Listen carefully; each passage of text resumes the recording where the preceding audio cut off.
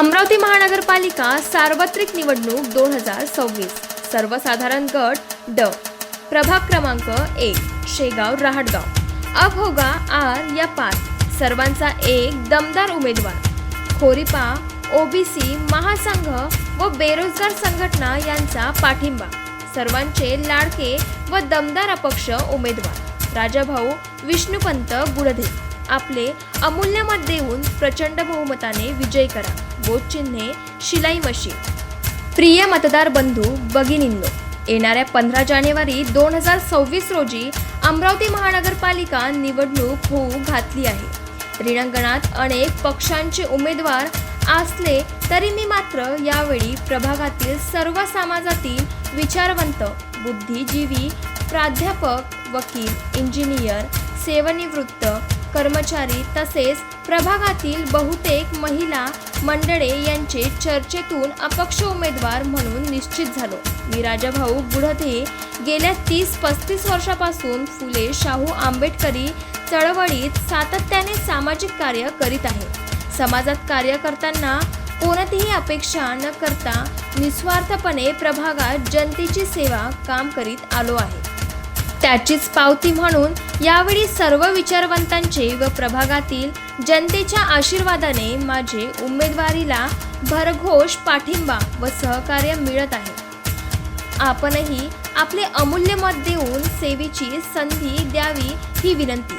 माझे ध्येय प्रभागाची आरोग्य सेवा व स्वच्छता राखणे, नाली सांडपाणी व्यवस्थापन सुव्यवस्था राखणे, प्रत्येक कॉलनीत स्पर्धा परीक्षा अभ्यासिका निर्माण करणे, शासकीय योजनांचे गरजूंना योग्य प्रमाणात वाटप, जलव्यवस्थापनात सुधारणा व दररोज पाणी पुरवठा, महिला सक्षमीकरणासाठी स्वावलंबन योजना, ज्येष्ठ नागरिकांची विशेष काळजी व सन्मानार्थ योजना, प्रभागाचा पारदर्शक कारभार व सर्वांचा विकास हेच ध्येय। मी सीमाताई मोहोळ तथागत टीव्ही चॅनलच्या वतीने सर्वांना जय भीम। आज आपण प्रभावी व्यक्तिमत्व असलेले उमेदवार यांचा आज आपण परिचय जाणून घेऊ आणि त्यांचे प्रभागाविषयी आणि सामाजिक कार्याविषयी काय मत आहे काय विचार आहेत ते पण जाणून घेऊ। तर सर सर्वप्रथम आपला परिचय द्यावा। मी राजाभाऊ गुडधे रत्नदीप कॉलनी प्रभाग क्रमांक 1 शेगाव रहाटगाव येथे राहतो आणि मी अनेक वर्षापासून सामाजिक कार्यामध्ये संलग्न आहे। मी हिमोन फाउंडेशनचा संस्थापक अध्यक्ष आहे। या अगोदर मजूर अस्मिता संघर्ष समिती म्हणून ती सुद्धा एक संस्था काढली होती मजुरांसाठी, मजुरांच्या अन्याय अत्याचारावर वाचा फोडण्यासाठी। सोबतच मी बहुजन समाज पार्टीचा 30-40 वर्षापर्यंत कॅडर राहिलेला आहे आणि धार्मिक कार्यामध्ये सद्धम्म प्रचार केंद्र म्हणून सामाजिक धर्माचा प्रचार करण्यासाठी सुद्धा मी काम केलेलं आहे। तशा विविध आणि माझ्यासाठी मी एक व्यावसायिक माझं हे आहे मैत्री असोसिएट बिल्डर्स अँड डेव्हलपर्स, तर ते सुद्धा मी काम केलेलं आहे आणि सामाजिक बेरोजगार युवकांसाठी सुद्धा काम करतो असा माझा। तर सर आपण ते सामाजिक कार्यामध्ये नेमकं कुठल्या याच्यामध्ये आणि किती काळ कार्य केलेलं आहे? कंटिन्यू मध्ये आपलं वैयक्तिक जीवन जगत असताना बाबासाहेब आंबेडकरांनी जो संदेश दिलेला आहे की जे आपल्या मागे राहिलेल्या समाजाला दिशा देणे हे बाबासाहेबांच्या अनुयायांचं काम आहे आणि ते मी कंटिन्यू करत असतो। जेव्हापासून मला समजते तेव्हापासून मग व्यसनाधीनतेपासून दूर करणे असो, बाबासाहेबांच्या विचारांचा प्रचार आणि प्रसार असो किंवा लोकांना एक स्वाभिमानी फुले आंबेडकरी विचारधारेच्या बाबतीतली जनजागृती असो किंवा सामाजिक ऐक्याच्या दृष्टिकोनातून लोकांना एक करण्याचा विषय असो किंवा समाजामध्ये एक बंधुभाव निर्माण व्हावा, शांती राहावी, प्रेम निर्माण व्हावं सर्वांमध्ये आणि SC ST OBC सर्व समाज हा जुळला पाहिजे यासाठी मी कंटिन्यू काम करत असतो, कार्यरत असतो। तर हे सर सर्व काम करताना आपण असे शिबिर वगैरे राबवता का? अनेक प्रकारचे शिबिर, सभा, संमेलन, फुले आंबेडकर, बाबासाहेब आंबेडकर, छत्रपती शिवाजी महाराजांची जयंती असो, 26 जानेवारी प्रजासत्ताक दिनाच्या निमित्तानं संविधानाच्या संदर्भातली जनजागृती असो, गाडगे महाराजांचा स्मृती दिन किंवा जयंती दिनानिमित्ताचे कार्यक्रम असोत, किंवा संविधान दिनाचे कार्यक्रम असोत, किंवा महिला दिनाचे कार्यक्रम असो, त्या दिवशी आम्ही कार्यक्रम घेऊन लोकांना जनजागृत करण्याचा संकल्प करत असतो. त्याद्वारे आम्ही लोकांना एकत्रित करून त्या संदर्भातली माहिती देत असतो. तर युवकांसाठी सर काय योगदान केलं पाहिजे अशी तुमची भूमिका राहील? आजचा युवक थोडासा भरकटलेला आहे. निश्चित. आजचा युवक भरकटून राहण्यासाठी यंत्रणा काम करते आहे. युवकांनी जागरूक होऊन आपल्या हक्क आणि अधिकार आणि आपण कोणती दिशा घ्यायला पाहिजे, कारण युवक हा समाजाचा फार मोठा कणा असतो. त्याच्या भरोशावर समाज उभा असतो, त्याच्या भरोशावर कुटुंब उभं असतो, त्याच्या भरोशावर देश सुद्धा उभा राहतो. म्हणून युवकांनी व्यसनापासून दूर राहून युवकांनी एक आपलं शैक्षणिक क्षेत्रामध्ये लक्ष दिलं पाहिजे. आणि ज्या यंत्रणा शैक्षणिक क्षेत्रामध्ये काम करणाऱ्या शासनाच्या यंत्रणा आहेत, त्यात कुठे चुकते बा, तो युवक कसा मागं राहतो आणि त्याला त्याचा व्यक्तिगत विकास करण्यासाठी, आर्थिक विकास करण्यासाठी, त्याला सामाजिक विकास करण्यासाठी, कुटुंबाचा विकास करण्यासाठी काय काय अडथळे येतात आणि कोण कशा पद्धतीनं करतो आहे हे त्याने समजून घेतलं पाहिजे. हे जर आमच्या युवकांना समजलं, या गोष्टीवर जर त्याने इंटेन्शन घेऊन विचार जर केला, तर निश्चितच आजचा युवक खूप मोठी भूमिका या देशामध्ये, समाजामध्ये निर्माण करू शकतो आणि परिवर्तनाच्या दिशेने तो काम करू शकतो. युवकांसाठी सामाजिक दृष्टिकोनातून तुमच्या दृष्टीने आपण काय प्रयत्न केले पाहिजे आणि कशा पद्धतीने युवक जागृत होऊन सामाजिक ह्याच्यामध्ये उतरेल तो आणि एक समाजाचं आदर्श उदाहरण बनेल, तर कुठले कार्य केले पाहिजे असं तुम्हाला वाटते? पहा, मी पहिलेच यंत्रणेच्या संदर्भात बोललेलो आहे. बिलकुल. जी राजकीय यंत्रणा आहे, ती राजकीय यंत्रणा आजच्या युवकांचा त्यांना राजकारणासाठी कसा उपयोग होईल त्याला मिसगाईड करण्याचा प्रयत्न करते आहे. त्याच तो विसंबून राहावा, तो म्हणजे स्वावलंबी होऊ नये आणि तो वीक राहावा हमेशा, याच्यासाठी यंत्रणा काम करते आहे.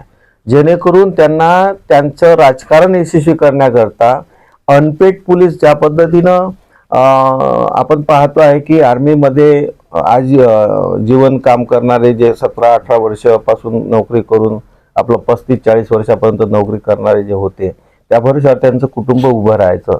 नंतर पेन्शन सुद्धा त्याला होती, त्याला शासनाच्या सुविधा, केंद्र सरकारच्या सुविधा होत्या.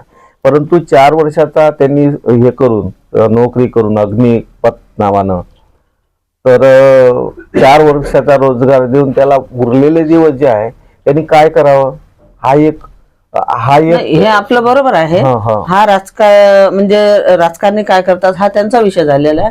पण जे महामानवांच्या विचारावर चालतात, जसे की आपण आहात, अनेक संघटना चालवता, अनेक कार्यभार सांभाळता, तर महामानवांच्या विचारावर जसे आपल्यासारखे अनेक कार्यकर्ते आहेत, तर आपल्या माध्यमातून समाजासाठी, युवकांसाठी म्हणजे काय परिवर्तनशील असे कार्य घडले पाहिजे की जेणेकरून समाजामध्ये काही सुधारणा होईल, परिवर्तन दिसून येईल, भरकटणारा युवक हा एकत्र येईल आणि एक चांगल्या दिशेने वाटचाल करेल, प्रगतीच्या दिशेने वाटचाल करेल. त्याच्यासाठी नेमकं आपण काय करू शकतो, आपल्या संघटना काय करू शकतात? याच्यासाठी युवकांनी खरं म्हणजे आपण डेव्हलप होण्यासाठी काय करायला पाहिजे याचं स्वतःही चिंतन करायला पाहिजे. फुले आंबेडकरी विचारधारेचा, बाबासाहेबांचा विचार जर वाचला, महात्मा फुल्यांना जर वाचलं, तर त्याला निश्चितच सगळ्या गोष्टी त्याच्यामध्ये मिळू शकतात. त्यांनी नेमकं काय करायला पाहिजे हे मी सांगण्यापेक्षा बाबासाहेबांनी युवकांसाठी जे संदेश दिलेले आहेत, ह्या महापुरुषांनी जे काम केलेलं आहे, त्यांनी यांच्या डेव्हलपमेंटसाठी काम केलं. परंतु आजचा युवक ह्या गोष्टीपासून दूर राहून इतरांच्या बहकाव्यामध्ये येतो आणि त्यामुळे तो भरकटल्यामुळे युवकांचं याच्यामध्ये फार मोठ्या प्रमाणात नुकसान होत आहे. युवकांचं फार मोठ्या नुकसान होतच आहे, बरोबर आहे तुमचं. आणि शासकीय योजनेने सुद्धा काम केलं पाहिजे, आपल्या लोकांनी सुद्धा काम केलं पाहिजे असं आपलं म्हणणं आहे. तर जे आता तुम्ही उमेदवार म्हणून एक प्रभावी व्यक्तिमत्व आहे तुमचं, बरेच लोकांना माहिती आहे. तर शहराच्या आणि तुमच्या प्रभागाच्या विकासासाठी नेमके कुठल्या उपाययोजना चालल्या पाहिजे, कसा विकास झाला पाहिजे, त्यासाठी काय योजना आहे आपल्याकडे, काय विचार आहेत, काही संकल्पना आहेत का? पहा, जेव्हा बीजेपी गव्हर्नमेंट येण्याच्या पूर्वी 2013 मध्ये 2014 मध्ये पहिल्यांदा सेंटरमध्ये बीजेपीचं गव्हर्नमेंट आलं.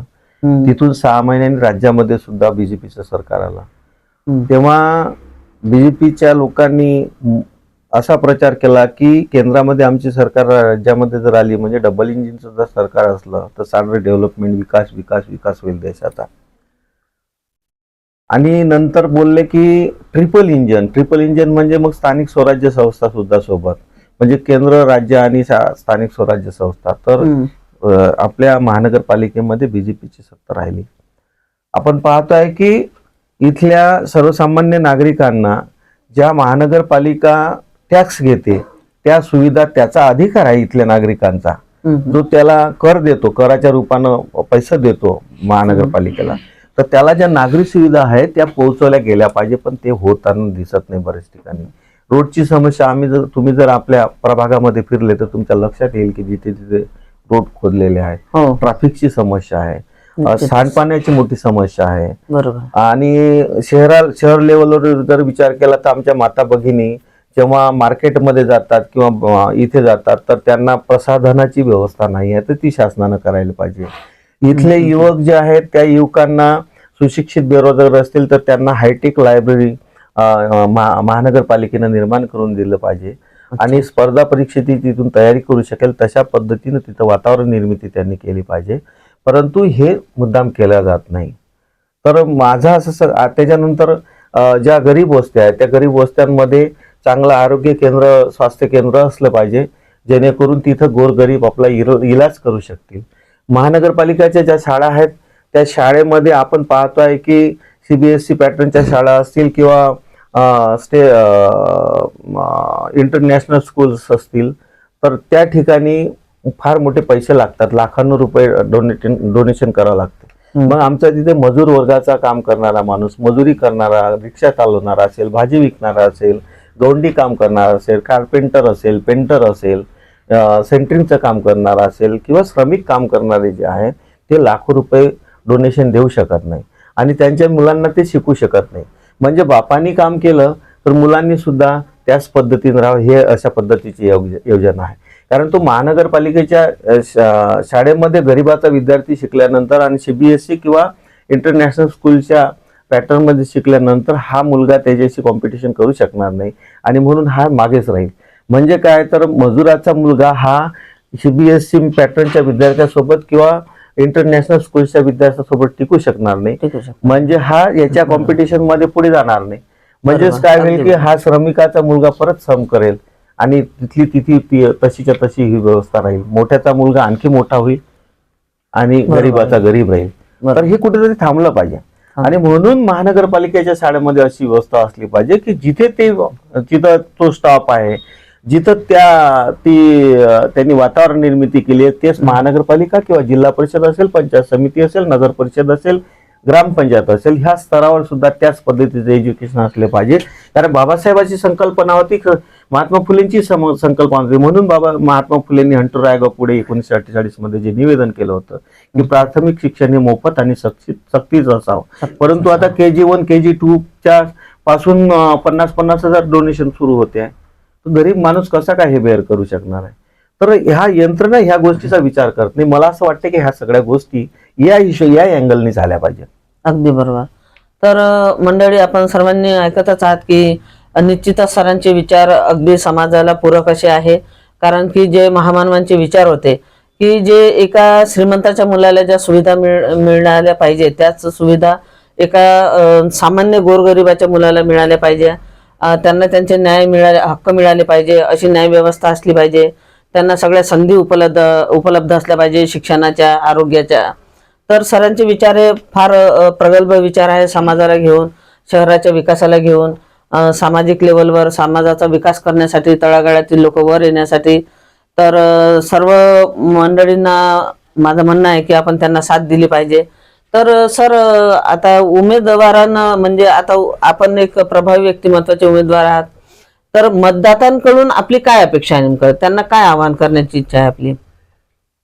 मॅडम, ऍक्च्युअल बाबासाहेब आंबेडकरांनी संविधानामध्ये जी मताचा अधिकार दिलेला आहे, खरं म्हणजे या देशातील सर्वसामान्य नागरिकाला फार मोठं शस्त्र दिलेलं आहे त्याचं जीवन बदलवण्यासाठी. अगदी बरोबर. परंतु आम्ही आज पाहतोय, आम्हालाही हा अनुभव येत आहे, बॅड अनुभव येत आहे बिलकुल, हो निश्चित, की मतदानासाठी प्रचार करण्यासाठी मी एवढं काम करतोय समाजासाठी, माझ्या परीनं खूप करण्याचा मी प्रयत्न करतोय. परंतु अनेक ठिकाणी कसं होते की आम्ही तुमच्या सोबत येतो, आम्हाला एवढे पैसे द्या, तेवढे पैसे द्या. आता ही कोणती माणसं म्हणतात की ज्यांना खरोखर बदलाची गरज आहे, ज्यांना ह्यामुळे त्रास, त्यांच्या जीवनात त्रास होऊ शकतो, गोरगरीब वर्ग. कारण गोरगरीब वर्गाला याचा फायदा होतो. आता तुम्हाला माहित आहे की आजच्या तारखेला जेव्हा इलेक्शन असते तेव्हा किती मोठा माणूस असो, किती मोठा नेता असो, तो फाटक्या माणसाकडे जातो आणि हात जोडतो. लखपती, करोडपती, विद्वान किंवा मोठा नेता, किती नाव मोठं असू द्या, तो आमचा स्वीपर बांधव असेल, आमचा एक निकृष्ट दर्जाचं काम करणारा व्यक्ती असेल, त्याच्याकडे जाऊन हात जोडतो.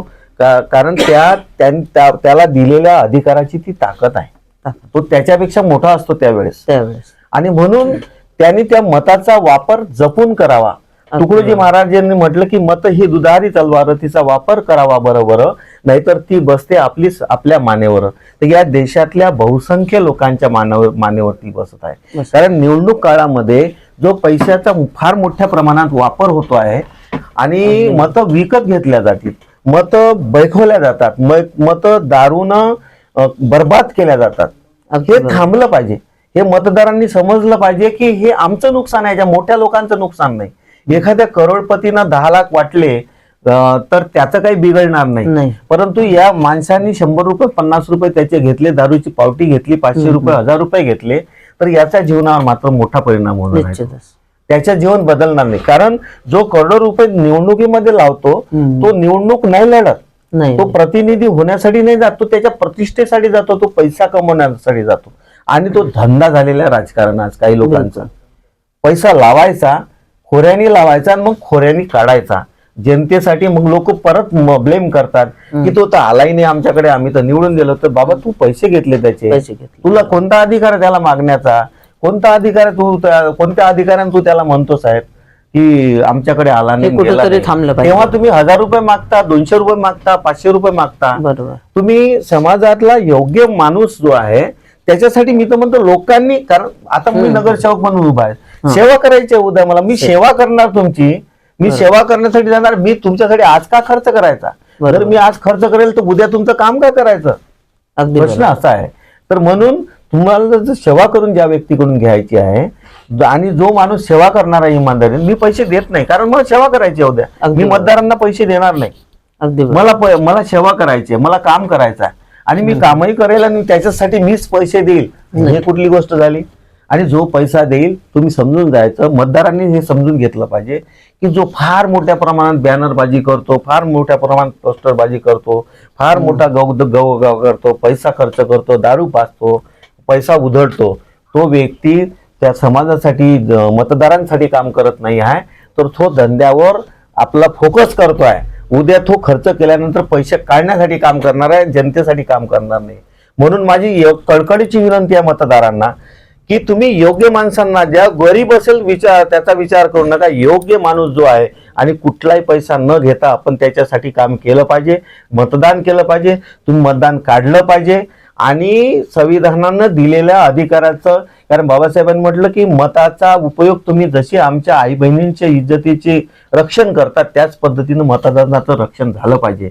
आणि मतदानाचं रक्षण जर या पद्धतीनं केलं तर निश्चितच चांगले प्रतिनिधी जातील आणि ते चांगले प्रतिनिधीच मग आपल्या समाजाला, राज्याला, देशाला, महानगरपालिकेला सगळ्या ठिकाणी योग्य काम करतील, पण खर्च करणारे प्रतिनिधी कधी प्रतिष्ठेसाठी नगरसेवक बनायचं नाही, आमदार खासदार बनायचं नाही अगदी आहे, बरोबर. पैसे कमवण्यासाठी आमदार खासदार बनायचं नाही आहे, नगरसेवक बनायचं नाही आहे, तर लोकांच्या सेवेसाठी गेलेला तो प्रतिनिधी असतो. ती सेवा झाली पाहिजे. जनतेला जर असं वाटत असेल की हे सेवा त्याच्याकडून लोकप्रतिनिधी झाली पाहिजे, तर जनतेने सुद्धा आपलं कर्तव्य बजावण्यासाठी त्यांनी व्यवस्थित कर्तव्य पार पाडलं पाहिजे असं मला वाटतं. अगदी बरोबर. तर मंडळी, सरांचे विचार आपण ऐकलेलेच आहे. तर त्यांचं म्हणणं अगदी योग्य आहे मला असं वाटते. आणि सर्व मतदारांना आमची पण कळकळीची विनंती आहे की अशा आदर्श व्यक्तिमत्व असलेल्या आणि महामानवांच्या विचारांवर चालणाऱ्या मतदात्यांना, उमेदवारांना तुम्ही निवडून द्यावे आणि त्यांना सहभाग द्यावा आणि त्यांच्या विचारांना समर्पण द्यावे. कुठल्याही पैशाचा लोभ न करता समोरचा विकास, तुमच्या मुलांचे भविष्य आणि सामाजिक विकास, शैक्षणिक विकास, तुमच्या प्रभागाचा विकास करण्यासाठी तुम्ही आदर्श व्यक्तिमत्वांना त्यांना निवडून देण्याची आम्ही सुद्धा कळकळीची विनंती करतो. तर सर्वांगीण चर्चेमधून आपल्याला असं समजलं की सर, आपण म्हणजे राजकारणापेक्षा आपण बरंच काही सामाजिक क्षेत्रामध्येच चर्चा केली आहे. तर आम्हाला वाटतं की सामाजिक कार्यामध्ये आपलं जास्त योगदान आहे आणि समाजकार्याचा आपल्याला जास्त विचार आहे आणि त्याची आवड पण आहे. तर सामाजिक कार्य करताना सर, आपल्या डोक्यामध्ये असा कसा काय विचार आला, आपल्याला कसं काय वाटलं की आपण राजकारणात आलं पाहिजे, उमेदवारी घेतली पाहिजे, प्रभागातून आपण निवडणूक लढलं पाहिजे? तर यावर थोडंसं जर आपण सांगितलं तर बरं होईल. पहा, मी समाजकारण करतोच, याच्यात काहीच वाद नाहीये, परंतु राजकारणही हा एक त्याचाच भाग आहे. समजा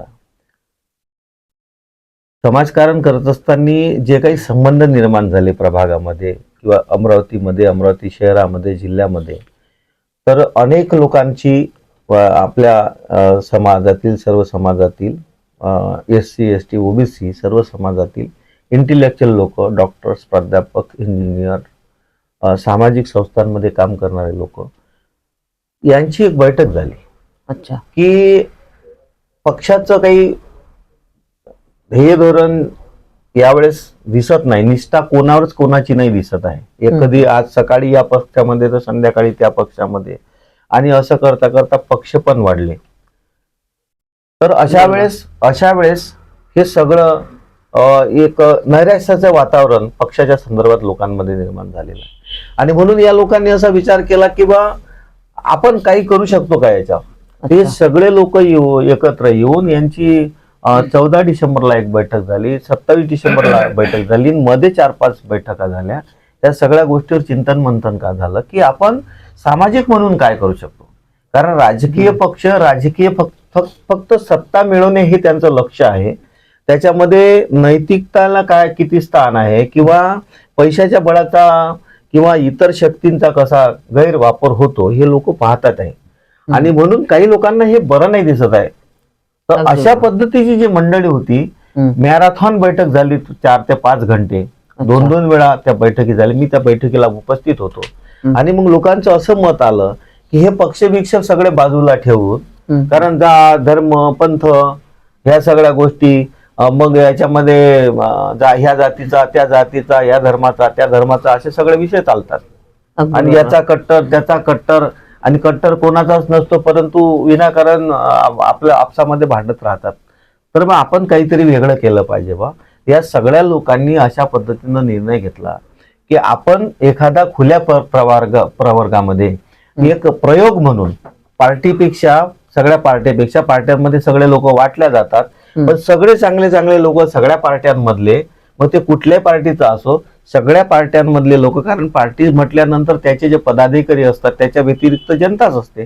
तर ही जनता, चांगली जनता, चांगल्या विचारांना मानणारी जनता, चांगला प्रतिनिधी इच्छणारी जनता, ह्या लोकांनी जर एकत्रित येऊन एकाच्या मागे जर काम केलं तर आपण निश्चितच काहीतरी करू शकतो, मिळू शकतो समाजासाठी. मिळू शकतो आपण आपल्या चांगल्या लोकांच्या ताकदीच्या भरोशावर, समाजाच्या भरोशावर उमेदवार निवडून नेऊ शकतो. म्हणून त्यांनी असं ठरवलं की खुल्या प्रवर्गामधून आपण असा प्रयत्न केला पाहिजे.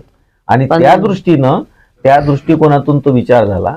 आणि मग त्याच्यामध्ये अनेक नावांची चर्चा झाली, परंतु माझ्या नावावर त्यांनी शिक्कामोर्तब केला. वास्तविक पाहता माझी काही इच्छा नव्हती. अच्छा. तुम्ही पाहताय की 6 महिन्यापासून वर्षभरापासून लोक पोस्टर्स लावतात, बॅनर्स लावतात, ऍडव्हर्टाईज बरोबर. देतात आपली.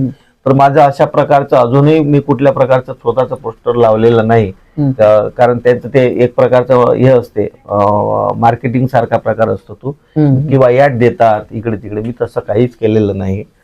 पण तरी पण लोकांनी 2-2, 3-3 वेळा मी नाही म्हटल्यानंतर आग्रह केला. तर ह्या चांगल्या चांगल्या लोकांचं एवढं पाठबळ आणि एवढी मानसिकता पाहून मलाही शेवटी त्यांना नाराज करणं योग्य वाटलं नाही. आणि ते सगळे म्हटले की आम्ही तुमच्यासाठी फिरू, आम्ही तुमच्यासाठी मेहनत करू, वेळ प्रसंगी पैसा पण खर्च करू. आणि हे सगळं पाहून मी त्यांच्या गोष्टीला मान्य झालो आणि अशातून माझी खरं म्हणजे उमेदवारी ठरल्या गेली. आणि म्हणून मी उमेदवार पक्षाचा नसून समाजाचा, चांगल्या लोकांचा उमेदवार आहे, समाजाने निवडलेला उमेदवार आहे. लोकांची उमेदवारांची निवडणूक लढल्यानंतर होते, बरोबर, ते निवडून येतात की नाही. पण मी स्वतःला खूप धन्य समजतो की मी अशा पद्धतीनं लोकांनी नियुक्त केलेला माणूस आहे. कारण उमेदवार म्हणून मी कोणाकडे तिकीट, मला 5-6 पक्षाची तिकीट मिळणार, म्हणजे देतो, घ्या किंवा देतो म्हणून अशा पद्धतीचे ऑफर होते. पण मी ते नाकारलं. कारण या लोकांकडे जेव्हा ह्या सगळ्या चर्चा केल्या तर त्यांनी म्हटलं की आपण इंडिपेंडंट लेवलवर हे काम करू. हा एक चांगला संदेश देऊ. इतर पार्ट्याने जेव्हा तुमचं नाव समोर आलं की बा एक चांगलं व्यक्तिमत्व ज्यांचा भरपूर परिचय आहे आणि इतर मान्यवर सगळे मंडळी यांना मानतात, तर हे अपक्ष त्यांना उभं करत आहे, तर मग आपल्या पक्षाचं जर यांना तिकीट दिलं तर आपल्याला एक चांगला उमेदवार मिळेल, तर त्यांनी तुम्हाला फोर्स केला असेल. आता मी या ठिकाणी सांगणं योग्य वाटत नाही. मला 2 पक्ष असे आहेत की ज्यांनी तुम्ही उमेदवारी घ्या आणि तुमच्या सारखे 4 पॅनल मध्ये 4-3 लोक पण तुम्हीच निवडा. अशा पद्धतीचं 2 राष्ट्रीय पक्ष, एक स्टेटचा पक्ष आणि एक राष्ट्रीय पक्ष, त्यांनी मला ऑफर दिली आणि आम्ही सगळे तुमच्यासाठी काम करू असं पण म्हटलं. हे जेव्हा प्रस्ताव आम्ही आमच्या लोकांकडे मांडला तर आमच्या लोकांचं असं म्हणणं आलं की पक्ष हा विचार वेगळा आहे, विषय वेगळा आहे, पण समाज, कारण समाज हा समाजापासून पक्ष बनतो, पक्षापासून समाज नाही बनत. म्हणून समाजाचेच लोक तुमच्या पाठीशी आहेत, चांगले लोक, सर्व समाजामधले, आमचे माडी बांधव, आमचे धनगर बांधव, आमचे आदिवासी बांधव, बौद्ध बांधव, हे सगळे चांगले चांगले लोक, इंटेलेक्च्युअल लोक जर तुमच्या सेवानिवृत्त लोक किंवा रनिंगचे लोक, संस्थांचे लोक, जैतून मॉर्निंग संस्था, लुंबिनी संस्था, रमाई महिला मंडळ किंवा आमचं क्रांतिज्योती मंडळ, तर हे किंवा छत्रपती मंडळ, हे मंडळाचे लोक अशा पद्धतीनं आपल्या सोबत आहेत. तर मग शेवटी पक्ष कशासाठी पाहिजे हा विचार करतात. आणि मग आपण जर गेलो तर हा संदेश आपण की चांगले लोक एकत्रित येऊन एक चांगलं काहीतरी निर्माण करू शकतात, तो पार्टीनं जाणार नाही. बरोबर, कुठल्या पक्षानं हा संदेश जाणार नाही. म्हणून तो अपक्ष म्हणून त्यांनी ठरवलं त्यानुसार. कारण मी जनतेचा उमेदवार आहे, मी जनतेचं मानणार, चांगल्या लोकांचं मानणार आणि चांगलं भाव ही माझी कल्पना असणार आणि चांगल्या लोकांना माझं बळ असणार, मी त्याच्यातला एक भाग असणार. आणि म्हणून मी त्या पद्धतीने उमेदवार झालो. आणि आता अपक्ष झाल्यानंतर अपील करू काय माझी? तर सरांचं आपण मत ऐकून घेतलेलं आहे की सरांना कुठल्याही पक्षाची गरज का नाही, कारण की पक्ष काय करतात की जातीभेद निर्माण करतात आणि पक्षाचं एक सिंबल लावून त्या व्यक्ती म्हणजे सामाजिक लेवलवरच्या व्यक्तीला एका याच्यामध्ये बांधतात ते. तर आणि मग समाजाचा दृष्टिकोन पाहण्याचा बदलतो की या व्यक्तीने पैसे वगैरे घेतले असेल किंवा त्यांच्या नियमाने चालेल बा, मग समाजाचा विकास होणार नाही. तर हे सगळी भीती समाजाच्या मनामध्ये असते. पण सरांनी एक महत्त्वपूर्ण आदर्श निर्णय घेतलेला आहे की कुठल्याही पक्षाचा सिंबल न लावता वैयक्तिक अपक्ष आपण उमेदवारी लढायची आणि सर्व समाजांना सोबत घेऊन सर्व समाजाचा विकास करायचा, त्यांच्या सर्वांच्या समस्या सोडवण्यासाठी आपण अग्रेसर राहायचं. या विचारांनी प्रभावित होऊन सर्व समाजांनी त्यांना समर्थन दिलेलं आहे आणि त्यामुळे त्यांच्या आग्रहास्तव सरांनी ही उमेदवारी स्वीकारलेली आहे. तर आता मतदात्यांना त्यांची विनंती आहे आणि आव्हान आहे, तर ते मतदात्यांनी स्वीकारावी अशी आम्ही सुद्धा तुम्हाला विनंती करत आहे सर्व मतदात्यांना. आणि सर आता आपले मतदात्यांना विचार सांगतील. मी ज्या पद्धतीनं मला उमेदवारी आमच्या चांगल्या लोकांनी दिलेली आहे, इंटेलेक्च्युअल लोकांनी, मी आपल्या सर्व मतदारांना आवाहन करेल की मी अपक्ष उमेदवार प्रभाग 1 मधून शेगाव राहडगाव मधून अपक्ष उमेदवार म्हणून लोकांनी ठरवलेला उमेदवार म्हणून या निवडणुकीला लढत आहे. तर सर्व मतदारांना मी आग्रहाचं नम्र निवेदन करतो की मला शिलाई मशीन हे चिन्ह मिळालेलं आहे. आपलं मत क्रमांक 12वर 12ची बटन दाबून, शिलाई मशीनची बटन दाबून मला प्रचंड बहुमताने विजय कराल. आणि माझा विजय हा माझा राजाभाऊ गुर्देचा विजय नसेल, तर हा समाजातील सगळ्यात चांगल्या व्यक्तिमत्वांचा विजय असेल, चांगल्या लोकांचा विजय असेल आणि सर्व समाजातील चांगल्या माणसांचा विजय असेल. आणि म्हणून असा विजय करण्यासाठी आपण सुद्धा एक आपलं मत द्यान अशी मी माता भगिनींना, माझ्या बांधवांना, युवकांना, वृद्धांना सर्वांना विनंती करतो. जय भीम. धन्यवाद. अमरावती महानगरपालिका सार्वत्रिक निवडणूक 2026 सर्वसाधारण गट ड प्रभाग क्रमांक 1 शेगाव राहडगाव अभोगा आर या 5 सर्वांचा एक दमदार उमेदवार. खोरीपा, ओबीसी महासंघ व बेरोजगार संघटना यांचा पाठिंबा. सर्वांचे लाडके व दमदार अपक्ष उमेदवार राजाभाऊ विष्णुपंत गुडधे. आपले अमूल्य मत देऊन प्रचंड बहुमताने विजय करा. बोट चिन्हे शिलाई मशीन.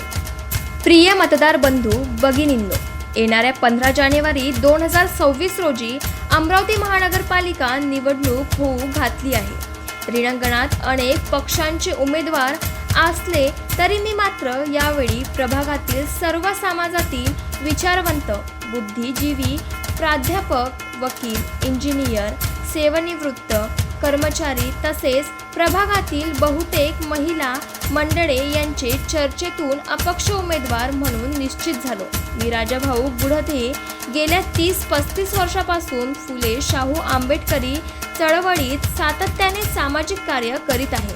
समाजात कार्य करताना कोणतीही अपेक्षा न करता निस्वार्थपणे प्रभागात जनतेची सेवा काम करीत आलो आहे.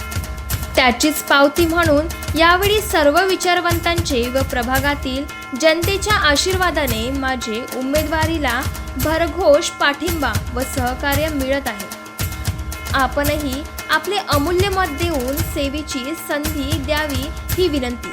माझे ध्येय प्रभागाची आरोग्य सेवा व स्वच्छता राखणे, नाली सांडपाणी व्यवस्थापन सुव्यवस्था राखणे, प्रत्येक कॉलनीत स्पर्धा परीक्षा अभ्यासिका निर्माण करणे, शासकीय योजनांचे गरजूंना योग्य प्रमाणात वाटप, जलव्यवस्थापनात सुधारणा व दररोज पाणी पुरवठा, महिला सक्षमीकरणासाठी स्वावलंबन योजना, ज्येष्ठ नागरिकांची विशेष काळजी व सन्मानार्थ योजना, प्रभागाचा पारदर्शक कारभार व सर्वांचा विकास हेच ध्येय. मी डॉक्टर रवींद्र खंडारे, राहणार अनगडनगर, शेगाव राहडगाव प्रभाग 1 या नगराचा मी मागील 27-28 वर्षापासूनचा रहिवासी आहे आणि त्या काळापासून मी सामाजिक आणि राजकीय कार्यात पण सक्रिय आहे. आजपर्यंत राजकीय पक्षांचा विचार केला असता राजकीय पक्षांची विश्वासार्हता पूर्ण तळाला गेलेली आहे. कारण कोणत्याही पक्षाची ध्येय धोरणं ही समाजाच्या हितासाठी राबवल्या जात नाही. त्यामुळे या विषयाशी निगडीत या प्रभागातील, या शहरातील विचारवंतांमध्ये आणि बुद्धिजीवींमध्ये सातत्यानं चिंतन असते आणि त्यापैकी एक मी. त्यामुळे महानगरपालिकेच्या निवडणुकीत या सर्व बुद्धिजीवी आणि विचारवंत लोकांनी, ज्यामध्ये प्राध्यापक, इंजिनियर, डॉक्टर्स, वकील, सेवानिवृत्त सैनिक किंवा अन्य कर्मचारी, या सर्वांनी चिंतन करून एक आपण अपक्ष उमेदवार दिला तर काही नवीन साध्य करता येईल का असा विचार केला. कारण समाजाची घडी या राजकीय पक्षांनी निश्चितच विस्कळीत केलेली दिसते. आणि म्हणून हा विचार करणे या बुद्धिजीवी वर्गाला अत्यावश्यक वाटले आणि या संदर्भातील एक जवळजवळ 125 ते 150 विचारवंतांनी एक चिंतन सभा लावली आणि त्यामध्ये आपण कुठल्याही पक्षाचा उमेदवार न देता अपक्ष उमेदवार दिला पाहिजे आणि एक समाजाला चांगला संदेश दिला पाहिजे असा विचार त्या ठिकाणी झाला आणि समाजात अशा प्रकारचा प्रभागातील कोणी उमेदवार आहे का योग्य असा विचार तर्क त्या चिंतन बैठकीत केल्यानंतर केवळ राजाभाऊच्या नावावर शिक्कामोर्तब झाले. राजाभाऊ खरं तर या निवडणुकीत लढण्याच्या तयारीत नव्हते. राजाभाऊंनी अनेकदा सांगितलं की मी लढू इच्छित नाही, तुम्ही दुसऱ्या कोणत्याही उमेदवाराला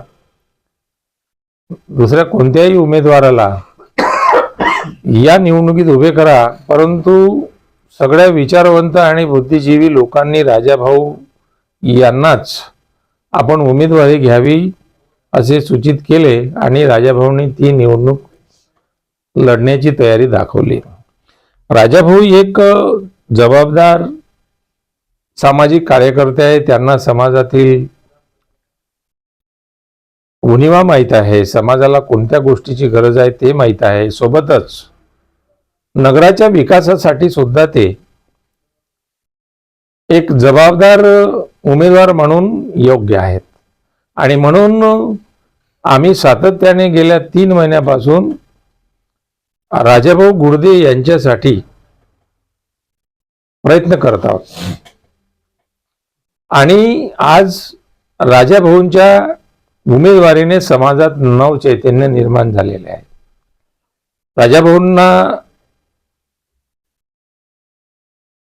खोरीपाचा तर पाठिंबा आहेच, परंतु ओबीसी महासंघ, युवा बेरोजगार पदवीधर संघटना आणि समाजातील सर्व स्तरातून चांगल्या प्रकारचा प्रतिसाद मिळत आहे. मताचं मूल्य समाजातल्या बऱ्याच लोकांना कदाचित माहीत नसेल. नेल्सन मंडेला यांनी काळ्या लोकांसाठी मतदानाचा अधिकार मागितला. गोऱ्या सरकारने नेल्सन मंडेलांना तुरुंगात डांबले तेव्हा नेल्सन मंडेला तरुण होते आणि जेव्हा तुरुंगाच्या बाहेर निघाले तेव्हा 27 वर्षाच्या तुरुंगवासानंतर मंडेला म्हातारे होते. मतदानाचं मूल्य 27 वर्षाचा तुरुंगवास एवढं कठीण मूल्य आणि बहुमूल्य असं मतदानाचं मूल्य आहे. म्हणून आपले मूल्य, आपले मतदान अबाधित राहावे, चांगल्या व्यक्तीला जावे, यासाठी आपलं मतदान राजाभाऊ गुर्दे यांच्या मशीन या चिन्हाला आपण द्यावं अशी मी विनंती करतो आणि सर्वांनी इकडे तिकडे मत न देता, आपलं व्यर्थ वाया जाणारं मत न घालवता आपण योग्य माणसाला, योग्य उमेदवाराला निवडून देण्यासाठी ते उपयोगात आणावं आणि आपल्या प्रभागाचा एक चांगल्या प्रकारचा उमेदवार निवडून दिल्यानंतर विकास करावा. सोबतच शहरात अशाही पद्धतीचा एक सर्व बुद्धिजीवी वर्गाने निवडलेला उमेदवार आपण बुद्धिजीवी लोकांनी निवडून दिला, याचं समाधान सुद्धा आपल्याला सर्वांना प्राप्त होईल आणि प्रभागाचा विकास होईल असे मी सर्वांना निवेदन करतो, विनंती करतो आणि येणाऱ्या 15 तारखेला आपण प्रचंड बहुमताने राजाभाऊ यांना सर्वसाधारण गटात, ड गटात मतदान करावं, इतरांना सुद्धा सांगावं आणि निवडून आणावं अशी मी सर्वांना विनंती करतो. जय भीम, जय संविधान, जय भारत. अमरावती महानगरपालिका सार्वत्रिक निवडणूक 2026 सर्वसाधारण गट ड प्रभाग क्रमांक 1 शेगाव रहाटगाव अभोगा आर या 5 सर्वांचा एक दमदार उमेदवार खोरीपा ओबीसी महासंघ व बेरोजगार संघटना यांचा पाठिंबा सर्वांचे लाडके व दमदार अपक्ष उमेदवार राजाभाऊ विष्णुपंत गुडधे आपले अमूल्य मत देऊन प्रचंड बहुमताने विजयी करा. बोट चिन्हे शिलाई मशीन. प्रिय मतदार बंधू भगिनींनो, येणाऱ्या 15 जानेवारी 2026 रोजी अमरावती महानगरपालिका निवडणूक होऊ घातली आहे. रिंगणात अनेक पक्षांचे उमेदवार असले तरी मी मात्र यावेळी प्रभागातील सर्व समाजातील विचारवंत, बुद्धिजीवी, प्राध्यापक, वकील, इंजिनियर, सेवानिवृत्त कर्मचारी तसेच प्रभागातील बहुतेक महिला मंडळे यांचे चर्चेतून अपक्ष उमेदवार म्हणून निश्चित झालो. मी राजाभाऊ गुडधे गेल्या 30-35 वर्षापासून फुले शाहू आंबेडकरी चळवळीत सातत्याने सामाजिक कार्य करीत आहे.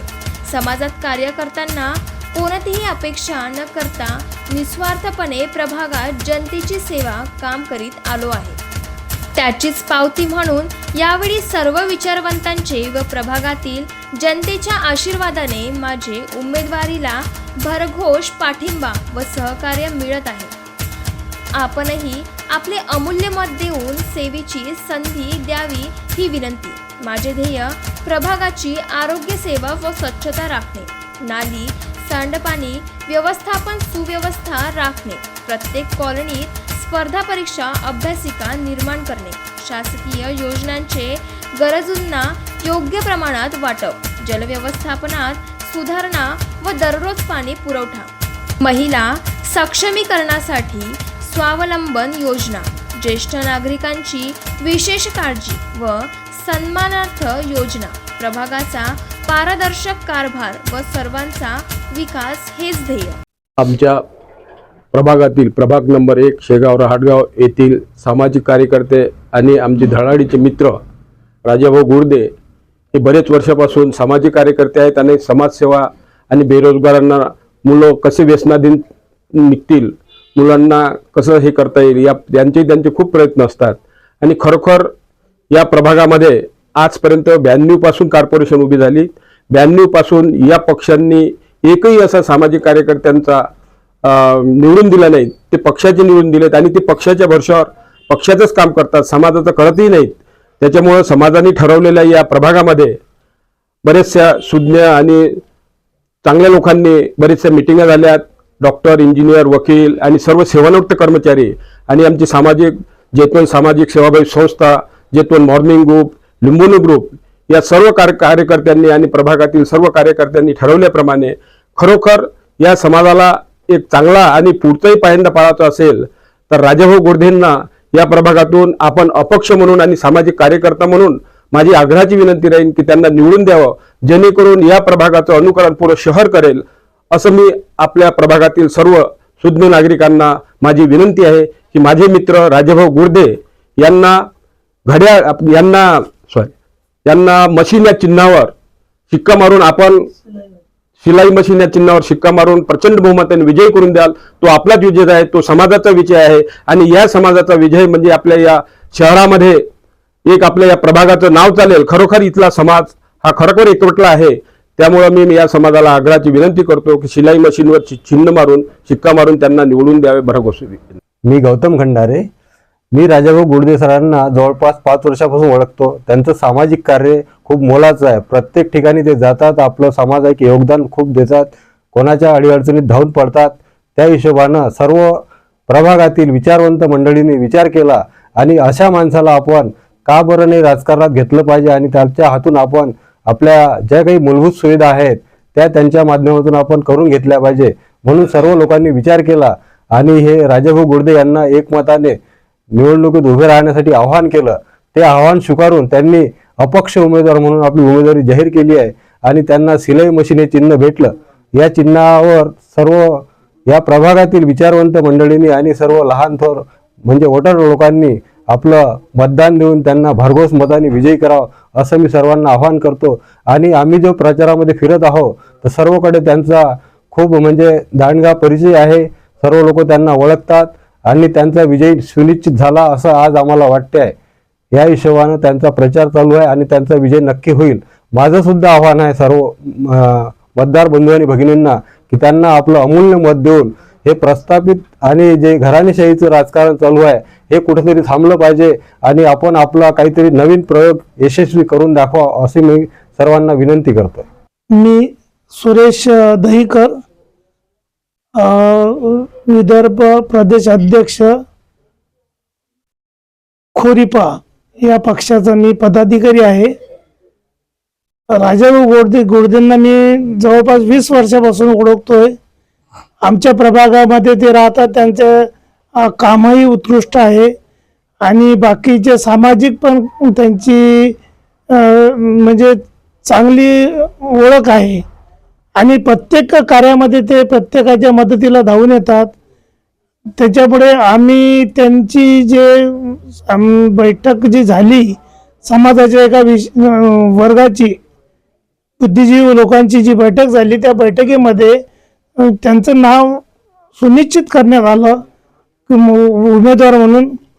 आम्हालाही त्यांच्या नावाचं योग्य वाटल्यामुळे आम्ही खोरिपाच्या वतीने त्यांना आमचा पाठिंबा जाहीर करून दिला आणि त्यांना निवडून कशा प्रकारे आणता येईल याच्यासाठी आम्ही प्रयत्न करत आहोत. त्यांची शिलाई मशीन हे चिन्ह आहे. तुम्ही पण शिलाई मशीनला तुमचं अमूल्य मत देऊन त्यांना भरघोस मताने निवडून द्यावं अशी मी तुम्हाला नम्र विनंती करतो. मी शुद्धोदन वानखडे, सामाजिक कार्यकर्ता तथा वरेटार, आपणा सर्वांना विनंती करतो, राजाभाऊ गुडदे यांना मी सामाजिक क्षेत्रात बऱ्याच वर्षापासून ओळखतो. त्यांची तळमळ पाहून समाजाच्या प्रती, समाजातील विद्यार्थ्यांसाठी, विद्यार्थी पुढे गेले पाहिजे यासाठी व समाजातील सर्व घटकांना, सर्व जातीपातीतील सर्व तरुण मुलांना न्याय देण्यासाठी राजाभाऊ गुडदे हे नेहमी तत्पर असतात. आणि बाबासाहेब आंबेडकरांनी सांगितल्याप्रमाणे डॉक्टर बाबासाहेब आंबेडकर म्हणायचे की नेता हा समाजाच्या ताब्यात असला पाहिजे, समाजामधून नेता निर्माण झाला पाहिजे. म्हणून आम्ही सर्व विचारवंत जे तज्ज्ञ लोक आहेत त्यांनी मीटिंग घेऊन राजाभाऊ गुडदे यांचं नाव अपक्ष उमेदवार म्हणून घोषित केलं आणि त्यांनी आमच्या विनंतीला मान देऊन या ठिकाणी त्यांनी उमेदवारी निश्चित केली. म्हणून मी येणाऱ्या 15 जानेवारीच्या महानगरपालिकेच्या निवडणुकीमध्ये प्रभाग क्रमांक 1 अपक्ष उमेदवार श्री राजाभाऊ गुडदे गट ड यांना आपले एक अमूल्य मत द्या. हे वोट तुमचं ना जाती ना पातीसाठी आहे, हे फक्त तुमच्या सर्वांगीण विकासासाठी आहे, एवढं लक्षात ठेवा. आणि असा उमेदवार जर निवडून गेला नाही तर आपण शिकले सवरले असून काही कामाचे नाही असं मला वाटते. जय भीम, जय भारत. जय भीम. मी जयकर चक्रे या प्रभागात अनेक वर्षापासून राहतो आणि मी राजाभाऊ यांना चांगल्या पद्धतीने ओळखतो. त्यांची समाजाप्रती लगन, सामाजिक कार्य, धार्मिक कार्य आणि राजकीय कार्यात आता उतरले आहेत ते आमच्या आग्रहास्तव. परंतु त्यांनी आमच्या आग्रहाला, आमच्या विनंतीला मान दिला आणि तळागाळातील समस्त वर्गाचं त्यांच्याकडे नेतृत्व सोपवलं आणि ते त्या नेतृत्वाला खरे उतरतील आणि समाजानेही त्यांना चांगल्या पद्धतीनं भरघोस ओटानं निवडून द्यावं. त्यांची निशाणी आहे शिलाई मशीन आणि या शिलाई मशीन या चिन्हावर शिक्का मारून त्यांना चांगल्या प्रकारे निवडून द्यावं अशी मी समाजाला आणि वोटर्स बंधूंना विनंती करतो. थांबतो. जय भीम, जय भारत. मी अनिल वानखडे सर्व मतदान बंधूंना नम्र विनंती करतो की आपल्या प्रभागातील श्री राजाभाऊ गुडदे हे उमेदवारी यांनी जाहीर केली आहे. त्यांना त्यांची निशाणी आहे शिलाई मशीन. या शिलाई मशीनवर शिक्का मारून त्यांना प्रचंड मतांनी निवडून द्यावे अशी माझी सर्वांना विनंती आहे. जय भीम, जय भारत. अमरावती महानगरपालिका सार्वत्रिक निवडणूक 2026 सर्वसाधारण गट ड प्रभाग क्रमांक 1 शेगाव रहाटगाव अब होगा आर या पार सर्वांचा एक दमदार उमेदवार खोरीपा ओबीसी महासंघ व बेरोजगार संघटना यांचा पाठिंबा सर्वांचे लाडके व दमदार अपक्ष उमेदवार राजाभाऊ विष्णुपंत गुडधे आपले अमूल्य मत देऊन प्रचंड बहुमताने विजय करा वोट चिन्हे शिलाई मशीन प्रिय मतदार बंधू भगिनींनो येणाऱ्या 15 जानेवारी 2026 रोजी अमरावती महानगरपालिका निवडणूक होऊ घातली आहे। रिंगणात अनेक पक्षांचे उमेदवार असले तरी मी मात्र यावेळी प्रभागातील सर्व समाजातील विचारवंत बुद्धिजीवी प्राध्यापक वकील इंजिनियर सेवानिवृत्त कर्मचारी तसेच प्रभागातील बहुतेक महिला मंडळे यांचे चर्चेतून अपक्ष उमेदवार म्हणून निश्चित झालो। मी राजाभाऊ गुडधे गेल्या 30-35 वर्षापासून फुले शाहू आंबेडकरी चळवळीत सातत्याने सामाजिक कार्य करीत आहे। समाजात कार्य करताना कोणतीही अपेक्षा न करता निस्वार्थपणे प्रभागात जनतेची सेवा काम करीत आलो आहे। त्याचीच पावती म्हणून यावेळी सर्व विचारवंतांचे व प्रभागातील जनतेच्या आशीर्वादाने माझे उमेदवारीला भरघोष पाठिंबा व सहकार्य मिळत आहे। आपणही आपले अमूल्य मत देऊन सेवेची संधी द्यावी ही विनंती। माझे ध्येय प्रभागाची आरोग्य सेवा व स्वच्छता राखणे नाली सांडपाणी व्यवस्थापन सुव्यवस्था राखणे प्रत्येक कॉलनीत स्पर्धा परीक्षा अभ्यासिका निर्माण करणे शासकीय योजनांचे गरजूंना योग्य प्रमाणात वाटप जलव्यवस्थापनात सुधारणा व दररोज पाणी पुरवठा महिला सक्षमीकरणासाठी स्वावलंबन योजना ज्येष्ठ नागरिकांची विशेष काळजी व सन्मानार्थ योजना प्रभागाचा पारदर्शक कारभार व सर्वांचा विकास हेच ध्येय।